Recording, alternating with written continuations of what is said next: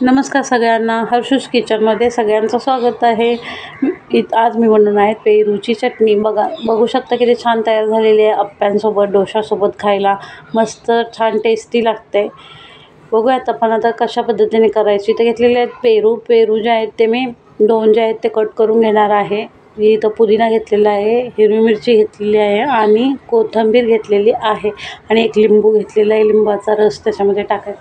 इथे घेतले पेरू छान कट करून अशा पद्धतीने घेतलेले आहेत। आता आपण ते मिक्सरच्या भांड्यामध्ये काढून घ्यायचे।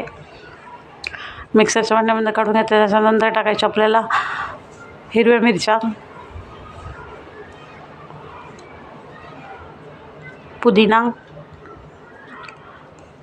कोथिंबीर आणि एका लिंबाचा रस टाकायचा आहे। लिंबू कट करून त्याच्यामध्ये लिंबाचा रस टाकायचा आहे। मीठ टाकायचं थोडं चवीनुसार आणि आता आपल्याला हे जे आहे ते मिक्सरमधून चांगलं बारीक व्यवस्थित वाटून घ्यायचं आहे। मस्त स्मूथ बॅटर बारीक तयार करून घ्यायची चटणी वाटून घ्यायची। बघू शकता अशा पद्धतीने छान मी वाटून घेतलेली आहे।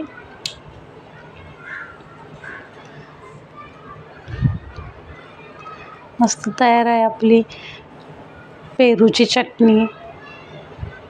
नक्की अशा वेगळ्या पद्धतीने चटणी ट्राय करा, मस्त लागते डोशांसोबत, अप्प्यांसोबत खायला। अशाच नवनवीन रेसिपींसाठी चॅनलला सबस्क्राईब करा, लाईक करा आणि शेअर करा। लाईक आणि सबस्क्राईब करा आणि